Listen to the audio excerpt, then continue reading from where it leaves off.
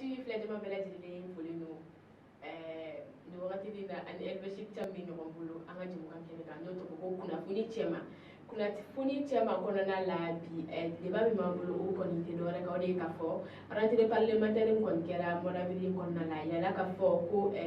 CNT président n'o ye Maliki Jawo y'a yira k'a fɔ a ka discours dɔ kɔnɔna la ko bɛ na gouvernement kɔni convoqué barisa u tun ye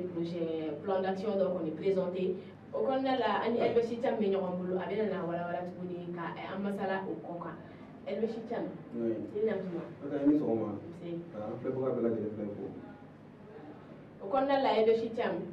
i ye communiqué ɲɛ i n'a fɔ bɛɛ lajɛlen ye communiqué cogo min na min kɛra an ka président de la comment dire excusez min kɛra an ka CNT président fɛ n'o ye Maliki Jawo ye barisa a y'a yira k'a fɔ a ka discours kɔnɔna la rentrée parlementaire min kɛra mois d'avril kɔnɔna la ko ka gouvernement convoqué u kana na kuma k'a yira k'a fɔ fana u ye PAG min kɔni fana présenté mois tɛmɛnenw la n'a sɔrɔ a baara tagabolo bɛ cogo min na e hakilinata ye mun ye ko kan. Ayiwa Kata i ka ɲininkali diyara ye kosɛbɛ i n'a fɔ i y'a fɔ cogo min na rentrée parlementaire la Jawo ka kuma lase kɔnɔna la a y'a yira k'a fɔ ko wele bɛna bila gouvernement ma à sa tête le premier ministre Choguel Kowala Maïga u ka se ka na u dan tigɛ plan d'action gouvernemental min ni a ɲɛfɔra CNT maaw ɲɛkɔrɔ o baaraw lawaleyali bɛ cogo di ko maliyɛnw yɛrɛ bɛ fɛ k'a ɲɛdɔn o ye tiɲɛ maliyɛnw bɛ fɛ k'a ɲɛdɔn a ka kan CNT mɔgɔw ka wele bila gouvernement ma i n'a fɔ n'i ye CNT jateminɛ ale ye i n'a fɔ ka gouvernement ka action gouvernementale k'olu kɔlɔsi gouvernement ka baaraw CNT bɛ yɔrɔ ka olu kɔlɔsi bon n'i b'a fɛn mɛn ko CNT fɛnɛ olu bɛ i n'a fɔ wasadenw an bɛɛ bɛ k'an bɛ transition kɔnɔna la u tacogo ni wasadenw tacogo ma kɛ kelen ye nka olu wasaden ka baara bɛɛ bɛ ta ɲɔgɔn n'o ye gouvernement ka baara taabolo kɔlɔsili ye i b'a ye k'a fɔ ko olu de fɛnɛ bɛ i n'a fɔ anw kuma da yen nɔ donc anw bɛ kuma minnu fɔ jamana kɔnɔ olu de kan ka o lamɛn ka se ka gouvernement wele ka ɲininkali kɛ nin degun ni nin tɔɔrɔ ni nin faamuyabala bɛ jamanadenw yɔrɔ la aw bɛ ka mun de kɛ mun de la fɛɛrɛ tigɛlen don aw bolo donc o hukumu de kɔnɔna la transition in an bɛɛ bɛnna kan k'a fɔ ko furancɛ fanga de don c'est une parenthèse an tɛna se ka jamana tɛna se ka to transition kɔnɔ badabada donc a kan ka taa kuncɛ ni kalata ye kalata fana tɛ kɛ n'a sɔrɔ ni de façon institutionnelle ni labɛn dɔw ma sabati réforme kun kan ka kɛ parce que n'i y'a jateminɛ i b'a ye k'a fɔ ko assises kɛra assises recommandation olu caman kun kan ka lawaleya réforme politique dɔw fana kun kan ka kɛ min bɛ a to transition bɛ se ka kuncɛ ni kalata sanuman ye bɛɛ b'i yɛrɛ ye min kɔnɔna la min bɛ a to fana an bɛ se ka basigi bala minnu bɛ an fɛ yan nɔ sur le plan politique an bɛ se ka o kunbɛn cogo min na donc wele bilalen don Choguel ma ka taa ɲɛfɔli kɛ o bɛɛ la fo ka taa se a la belebeleba fana ma ni o ye lakana ye lakana min ni o waralen don kosɛbɛ lakanabaliya min ni fo ka n'an ka jamana yɛrɛ bi guerre yɛrɛ kɔnɔna la n'o guerre kɛlen don k'an ka instabilité politique yɛrɛ k'a tɔ yɛrɛ sinsin kosɛbɛ donc a kan ka taa lase kɛ wasabulon kɔnɔna la nin bɛɛ la baara min kɛra nin na a n'a ka ministres fɛ ka t'o ɲɛfɔ CNT kɔnɔna la ka taa jamanaden bɛɛ lajɛlen kunnafoni waleya min kɔni don an bɛ se k'a fɔ ko an b'a fɔ kosɛbɛ Jawo ye nin décision min ta Jawo ye nin décision min ta hali n'a y'a sɔrɔ ni an y'a sɔrɔ kuma dɔw la k'a fɔ ko Jawo ye nin kuma min fɔ kuma in kun bɛnnen don ma da i n'a fɔ Assimi Goïta ale ye jamana ɲɛmɔgɔ ye bolo mana funu a bɛ d'a tigi kun ni a ɲɛna tɛgɛrɛ bɛ fɔ président kun i n'a fɔ n'a cɛla fɛnɛ wulikajɔw bɛ sabati président de juguya la donc a kun ka kan président ka nin fɔ parce que ale de ye organe d'exécution ye donc CNT ye kɔlɔsibagaw de ye nka an kɔni an bɛ ala deli ala ka nin bɛɛ ka bɔ a kɔnɔna la. I ka kuma latigɛ tɛ nka ne bolo a fɔra a yɛrɛ k'a fɔ ko CNT bɛ ka an ka assemblée de représenter nin wagati in na barisa depuis an ka président kɔrɔ n'o ye Ibrahim Boubacar Keïta o ka fanga dinnen kɔfɛ assemblée kɔni kuma tɛ fɔ la bilen CNT mɔgɔw de kɛra i n'a fɔ assemblée place nka ne bolo o kadara kɔnɔna la CNT mɔgɔw fana bɛ se ka premier ministre convoqué fana o. Ouais, il est lacé min fɔ yan nɔ komi an bɛ transition de kɔnɔna la transition ye cas d'exception de c'est un cas exceptionnel donc i b'a ye k'a fɔ ko CNT yɔrɔ in y'a précisé k'a fɔ ko u nacogo ni wasaden tɔw nacogo tɛ kɛ kelen ye parce que kalata ma kɛ k'a k'u sigi nka a bɛ n'a fɔ bɛnkan de nana n'u ye ka na u kɔnɔna la donc fo ka continuer k'o baara in kɛ sani an bɛ se kalata ma waati min na donc i b'a ye k'a fɔ ko u ka lakɔlɔsili kɔnɔna la ne kɔni ka faamuyali la i n'a fɔ fɛnɛ mɔgɔ caman ta ye cogo min na k'a ye k'a fɔ ko président Assimi bɛ se ka nin lase fɔsɔn yɛrɛ kɛ parce que waati min n'a gɛlɛyara ni ministres n'u tun bɛ to ka conseil ministres chômer i b'a ye k'a fɔ ko a ko mɛnna Assimi yɛrɛ de labanna ka wulikajɔ sabati walasa ka se ka communiqué kɛ k'a jira k'a fɔ ko ministre minnu tɛ taa conseil ministre la ko ka fɛɛrɛ kɛ ka to ka ɲangini ta ka u sɛgɛrɛ donc i b'a ye k'a fɔ ko nin kɔni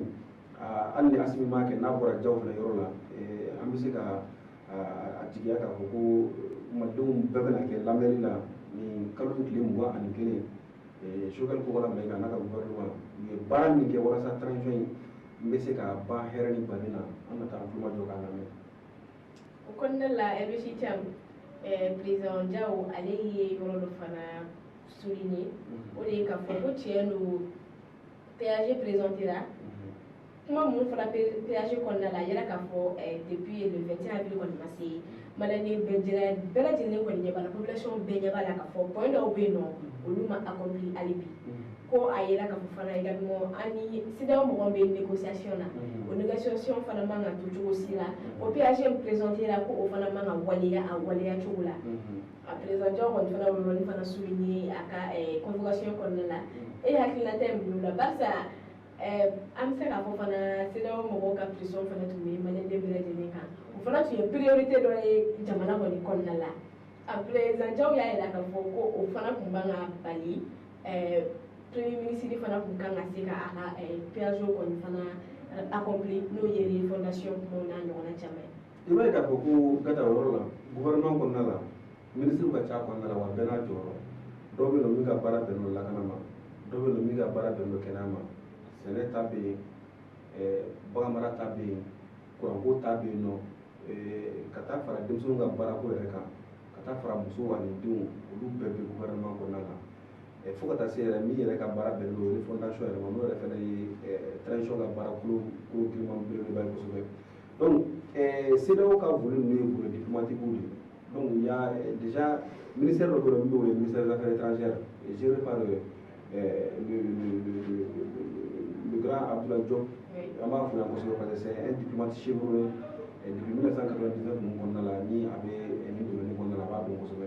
donc je pense que o ye ale ka volet yɔrɔ ye mais i b'a ye k'a fɔ ko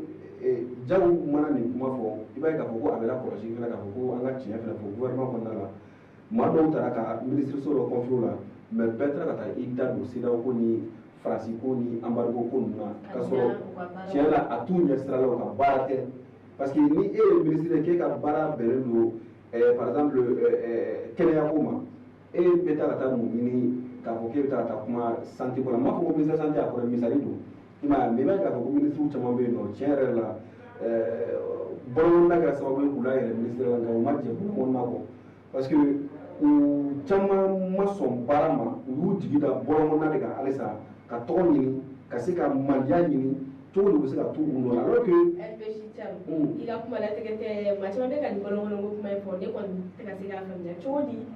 bɔlɔngɔnnɔya y'a to u sera ka accéder ministériel la o kuma in ne ma se k'o faamuya. Ouais, mais o ma dogo mɔgɔ si la gouvernement ni CNT yɛrɛ sigitɔ i b'a ye k'a fɔ ko jɛkulu de bɛ yen nɔ minnu ka maaw taara a kɔnɔna la parce que i b'a kalama ko fanga dafiri la jɛkulu belebeleba fila bɛ yen nɔ olu jɔyɔrɔ bonyana kosɛbɛ n'o ye M5RP o tun ye politique mɔgɔw activistes journalistes mɔgɔ caman faralen ɲɔgɔn kan ka se ka wulikajɔ kɛ mɔgɔ tɛ daga fanga ko la fo ka taa se sɔrɔsiw yɛrɛ ka jɛkulu n'o ye CNSP ni jɛkuluba fila jɔyɔrɔ bonyana kosɛbɛ parce que M5RP y'a kɛlɛ daminɛ sɔrɔsiw nana a kun cɛ donc olu fanga bonyana donc i b'a ye k'a fɔ ko hali CNT sigilen gouvernement sigili la bɛnkanw sɔrɔla i b'a ye k'a fɔ u ye bɛɛ ye maa dɔ di min ka se ka don CNT kɔnɔ bɛɛ ye maa dɔ di min ka se ka don gouvernement kɔnɔna la o de y'a to gouvernement poste dɔ wɛrɛ bɛ yen nɔ i bɛ CNT colonel duuru ninnu i b'a ye k'a fɔ olu mɔgɔ dɔw ye jɔyɔrɔ sɔrɔ olu yɔrɔ la i n'a fɔ n'i ye défense ta k'a lajɛ Sadio Kamara bɛ yen nɔ ale tun ye CNSP kɔnɔna la n'i y'o ta ka bɔ yen nɔ ka taa se Wage fana tun bɛ CNSP kɔnɔna la ale bɛ réconciliation na ale yɛrɛ ka baara bɛnnen don ka maliyɛnw ka se ka ɲɔgɔn minɛ maliyɛnw ka se ka ɲɔgɔn faamu ale ka baara bɛnnen don o ma kosɛbɛ donc o de b'a yira k'a fɔ ko M5 fana kɔnɔna la dɔw fana donna ka kɛ ministre ye sɔrɔ M5 ka wuli ka dɔw fɛ donc ni i bɛ bɔlɔngɔnna la ka mankan ci ko taabolo man ɲi ni i yɛrɛ taara ka kalifa e la e man kan tɛ ka continuer mankan ci fɛ halisa k'a fɔ ko a y'an dɛmɛ i taara k'a bila baara la déjà i ni min ka kan o bɛɛ b'i ka bila la yen déjà donc kana kɛ i yɛrɛ sɔrɔ bɔlɔngɔnna la mɔgɔw tɔw ka kule bɔlɔn kɔnɔ ko yɛlɛma ministre tɔ fɛ ka kule bɔlɔngɔnna la ko a y'an dɛmɛ dɛmɛ bɛ kɛ ni mun ye dɛmɛ min tun kan ka kɛ o de ye k'i bila yen nɔ i bilala yen k'i ka baara de kɛ parce que olu bɛ bɔ tuma caman a ba la CEDEAO a ba la France an ka bɔ CEDEAO la France y'an jugu ye